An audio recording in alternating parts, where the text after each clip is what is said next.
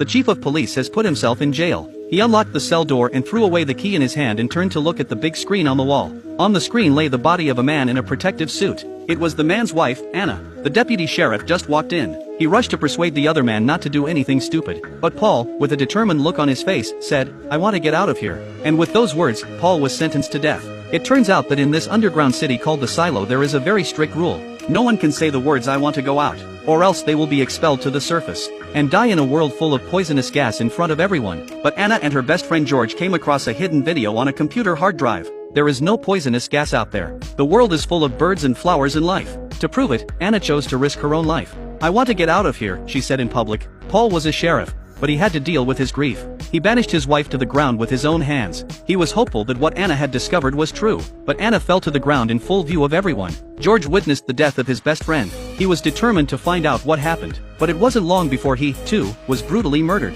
Paul sensed a conspiracy, so he went to George's girlfriend to find out what was going on. Julie took out a note from her boyfriend. It said that the truth was hidden in the place where we used to go out. Julie didn't explain much to Paul's skepticism. She took him to the bottom of the silo. At the end of the passage, there was a warning sign: "Do not cross this point, or you will be punished to the fullest." Paul was confused, but Julie removed the sign to reveal a gap in the wall. The two of them went through the gap to the other side of the passage and found a hole in the ground a short distance away. Julie climbed down with Paul in tow. When they reached the hole, he turned on the light. Paul was amazed at what he saw.